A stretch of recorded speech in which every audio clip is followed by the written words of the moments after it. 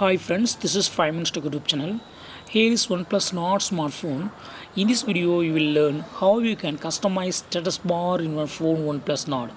This is status bar. You will see status bar icons here. You can customize any icon here. This is actually what's called. This is alarm icon. Then next one is screen rotation icon, then network icon, etc.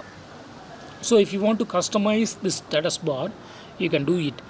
Just go to the settings of your phone first and go to display, then go to status bar, and click on icon manager.